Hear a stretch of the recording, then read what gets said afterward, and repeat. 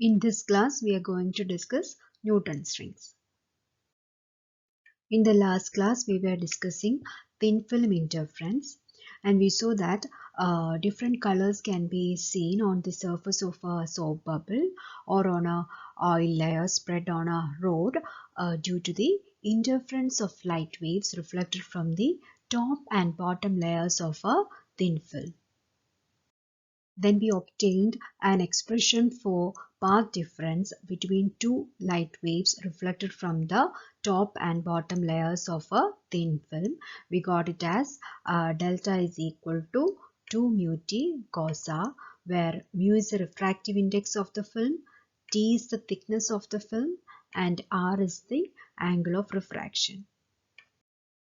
This equation, it is called the cosine law, and what does it imply? It gives the apparent path difference between two light waves reflected from the top and bottom layers of a thin film. After deriving the cosine law, hope you remember we gave a correction to this equation since there is a law in optics which states that whenever a ray of light goes from a rarer to a denser medium, the reflected ray undergoes a phase change of pi, or an equivalent path difference of lambda by 2. Remember this law because we will be using it again in Newton's rings.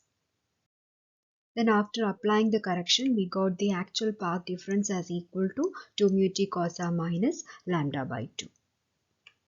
Then we derived conditions for constructive and destructive interference for reflected system and transmitted system in the case of thin film interference. You can see that in the case of reflected system, the conditions for constructive and destructive interference, they get swapped. That is, usually for constructive interference we say n lambda, and for destructive interference it is 2n plus 1 lambda by 2. But here we can see that it is not the case. So why does it happen? It's because 2 mu t cos r is not the actual path difference. It is only the apparent path difference. That's why we are getting like this. Now you can write the condition for constructive interference in terms of actual path difference. Then how can we write that? It will be 2 mu t cos r minus lambda by 2 is equal to n lambda for constructive interference, and for destructive interference we can write 2 mu t cos r minus lambda by 2 is equal to 2n plus 1 lambda by 2. But conventionally it is written in terms of 2 mu t cos r like this. Now whereas in the case of transmitted system, this 2 mu t cos r, it is the actual path difference. So that's why we are getting for constructive it is n lambda, and for destructive interference 2n plus 1 lambda by 2. So the next topic that we are going to study in thin film interference is about Newton's rings. It is named after Sir Isaac Newton, who first studied them in 1770. This is the interference pattern that we get while doing Newton's rings experiment.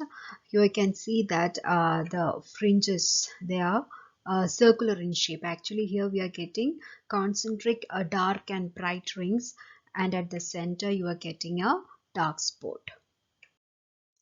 So the basic apparatus for Newton's rings, it consists of a planar convex lens and a plane glass plate. Here you can see that when a planar convex lens with its convex surface is placed on a plane glass plate, an air film of gradually increasing thickness is formed between the two.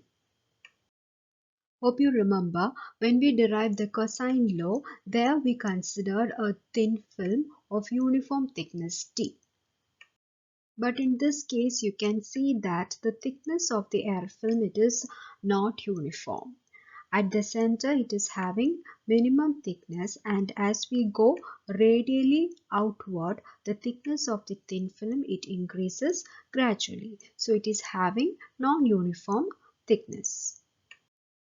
So here we have a planar convex lens and here a glass plate. So we have placed this planar convex lens with its convex surface over a glass plate. Instead of a rectangular glass plate, we can also use a circular plain glass plate, and here we have used a circular one, and over it a planar convex lens is placed. Light from a monochromatic source S is rendered parallel by means of a lens L1. Actually, this source S, it is placed at the focus of lens L1 so that the rays they become parallel. Now this parallel beam of rays, it is made to fall on a glass plate G1, which is inclined at an angle 45 degree with the incident beam. Now this rays, it gets reflected downward.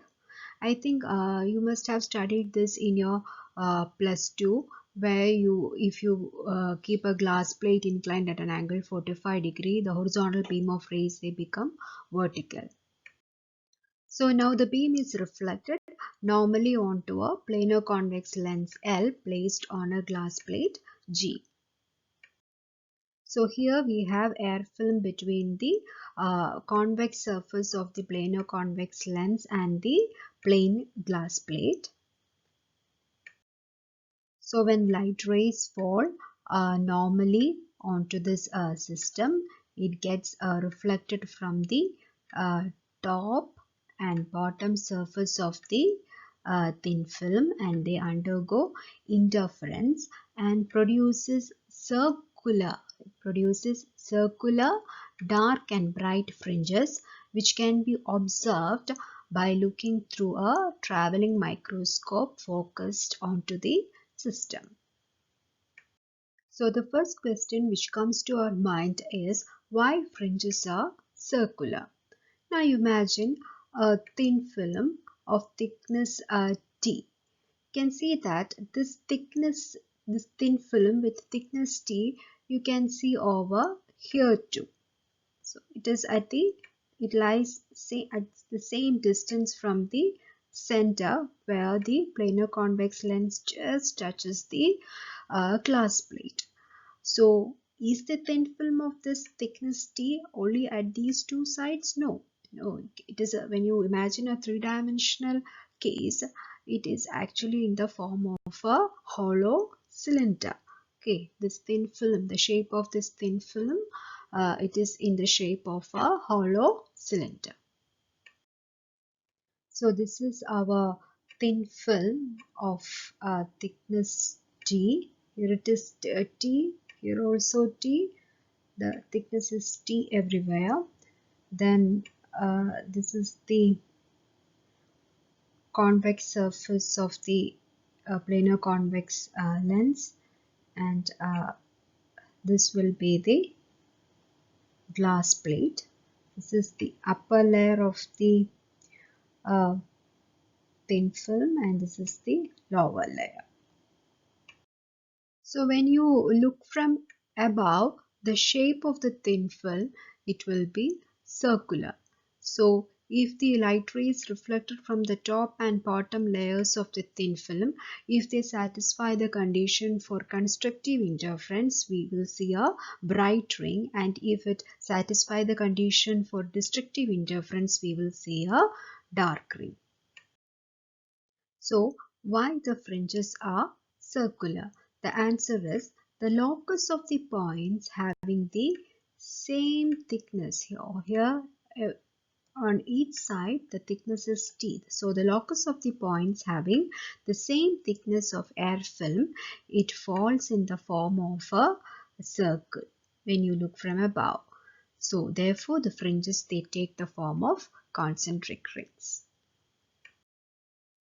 So here we have considered another thin film of thickness T whose thickness is smaller than the one that we considered earlier.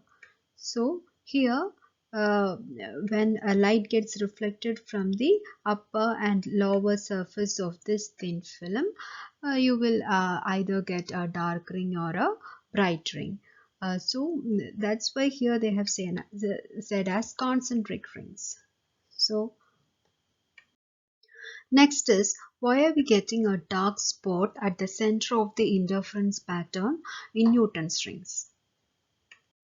Please note that at the center, where the planar convex lens just touches the glass plate, the thickness of the air film, it is very small compared to the wavelength of light incident over it. Hope you are familiar with this equation. It represents the actual path difference between two light waves reflected from the top and bottom layers of a thin film. So in this case, at the center, where the thickness of the thin film, it is very small when compared to the wavelength of light incident, this first term on the right hand side, it tends to 0. So now we are left with delta is equal to lambda by 2. So what is this lambda by 2? Hope you remember that law in optics which states that whenever a ray of light goes from a rarer to a denser medium, the reflected rate undergoes a phase change of pi or an equivalent path difference of lambda by 2. So here at the center, we have an air film whose thickness is very small. Now a ray of light, it is going from this very thin air film to the glass plate, that is from a rarer to a denser medium. So the reflected ray, it will undergo a phase change of pi or an equivalent path difference of lambda by 2. So it is that lambda by 2 here. So at the center, we got the path difference as delta is equal to lambda by 2. Now, what will we get? Is it the condition for constructive or destructive interference? Delta is equal to lambda by 2. Here we know that delta, it is the actual path difference. So whenever the actual path difference is equal to lambda by 2, it is a condition for destructive interference, and that's why we are getting a dark spot at the center of the interference pattern in Newton's rings experiment. So this was our planar convex lens placed over a circular glass plate. So here we have a glass plate inclined at an angle 45 degree with the horizontal, and it is placed inside a wooden box. Now this planar convex lens and the glass plate, it is placed inside this wooden box. This is our traveling microscope, and from here we view the interference pattern. This is the sodium vapor lamp. Please note that in theory we said that S is a point monochromatic source, and in order to make the rays parallel, we made use of a lens L1. But since here we are using an extended source, we are getting already parallel rays, so no need to use this lens. So a glass plate is here. Here also we have the glass plate inclined at an angle 45 degree with the horizontal beam. So this is our glass plate, and below it we have this Newton's rings setup here, that is a planar convex lens placed over a glass plate. So when you switch on the sodium vapor lamp, the light rays, they are now incident on this Newton's rings apparatus.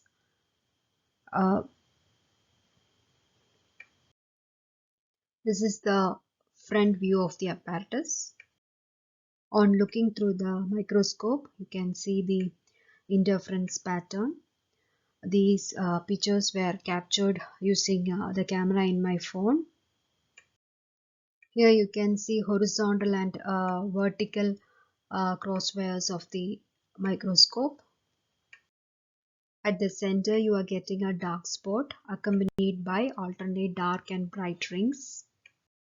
In this essay, we are going to derive two expressions. One expression which gives the diameter of the nth bright ring, and the other expression which gives the diameter of the nth dark ring. For example, in the expression for the diameter of the nth dark ring, if you put n is equal to, that is small n is equal to 1, you will get the diameter of the first dark ring. If you put small n is equal to 3, you will get the diameter of the third dark ring, and so on. Now we come to the second part of the essay where we are going to derive expressions for the diameters of the nth dark and bright rings. In this figure, the curved surface LOL dash is a part of the spherical surface of the planar convex lens, and R is the radius of curvature of the lens, and T is the thickness of an air film at a distance small r from the center. This is r, as well as this distance, it is also r. This small r we call it as the radius of this corresponding ring whose thickness is small t. Here DO is the diameter, that is 2r, 2 capital R, and AV, it is the chord of the circle. Hope you have studied this property in school. That is AC into CB, it is equal to DC into CO. This you get from the property of circles. So what is this AC? AC here it is small r. Also this CB, it is also small r. Now what is this DC? We know that DO it is 2r. But what is this CO? CO it is T. So DC we can write it as 2R minus T. Now CO again, that is 2R minus T into T. So on substituting the values, you will get small r square is equal to 2r minus t into t, that is r square is equal to 2r t minus t square. Since t is very small, t square can be neglected. Therefore, the equation becomes small r square is equal to 2rt, or 2t is equal to small r square by capital R. This expression you have to remember for doing problems. So this expression, that is 2t is equal to small r square by capital R, we got purely from the property of circles. We haven't discussed any physics while deriving this equation. 2t is equal to small r square by capital R. We got it from the property of circles. Hope you remember in the last class I had mentioned that when light is incident on a thin film, you get two set of rays, a reflected system of rays as well as a transmitted set of rays. Please note that this experimental setup for Newton's rings, it comes under reflected system, because here we are viewing the reflected light. We are seeing the interference pattern from above. So this comes under reflected system, and the conditions that we have to use for destructive and constructive interference should be the conditions that we studied for reflected system. Hope you remember the conditions that we studied for constructive and destructive interference in the case of reflected system. Here 2 mu t cos r, it is the apparent path difference between two rays reflected from both the layers of a thin film whose thickness is t and refractive index is mu. Here in our case, the thin film, it is air film, so its refractive index mu is equal to 1. Here, since the rays are falling normally on the air film, angle of refraction, it will be small r, it will be equal to 0. Therefore, cos 0, it will be equal to 1. So the apparent power difference 2 mu t cos r, since mu is equal to 1 and cos r also equal to 1, it will reduce to delta is equal to 2t. So the condition for constructive interference becomes 2t is equal to 2n plus 1 lambda by 2, and the condition for destructive interference becomes 2t is equal to n lambda. Now let's derive the diameter of the nth dark ring. Now let's assume that R and B the radius of the nth dark ring, where the thickness of the air film is T. That is, we are assuming that this air film of a thickness T whose radius is R, let it be the nth dark ring. So since it is the radius of the nth dark ring, we are expressing it as, the radius is expressing as R suffix n. In the next slide, we will assume this ring to be bright. Then there we will say that let Rn be the radius of the nth bright ring in the next case. Now the condition for darkness, that is for destructive interference, it is 2 mu t cos r is equal to n lambda. Now 2 mu t cos r it is 2t, so the condition becomes 2t is equal to n lambda. From the property of circles, we have 2t is equal to small r square by capital R. Here, since Rn it is the nth dark ring, you have to add the subscript. So 2t is equal to Rn square by capital R. Now, on comparing these two equations, 2 and t, since the left hand side is same, you will get Rn squared by capital R is equal to n lambda, or Rn square is equal to capital Rn lambda. For diameter, you have to take 4 times. Therefore, the diameter, the square of the diameter, you will get it as 4 Rn lambda, or diameter dn is equal to root of 4 Rn lambda. This expression you have to remember for doing problems, that is dn square is equal to 4 Rn lambda, where dn is the diameter of the nth dark ring. Dn square is equal to 4 Rn lambda. Here r is the radius of curvature of the lens, lambda is the wavelength of the incident light, and n is the order of the ring. Now diameter of the nth bright ring. Here we assume that let Rn be the radius of the nth bright ring where the thickness of the air film is T. Here the condition for brightness is 2T is equal to 2n plus 1 lambda by 2. Again, from the property of circles, we have 2T is equal to Rn squared by capital R. Here Rn it is the radius of the nth bright ring. On comparing these two equations, you will get Rn square by capital R is equal to 2n plus 1 into lambda by 2, or Rn square is equal to capital R into 2n plus 1 into lambda by 2, or dn square is 4 times radius, therefore you will get it as 2r into 2n plus 1 into lambda. For Newton's rings in reflected light, the central spot it will be dark accompanied by alternate dark and bright rings. Whereas for Newton's rings in transmitted light, the central spot will be bright accompanied by alternate dark and bright rings. Now there are two applications of Newton's rings that you have to study in syllabus. First one is to determine the wavelength of a monochromatic source of light. The second one to determine the refractive index of a liquid. These two we will discuss in the next class, and also problems related to Newton's rings.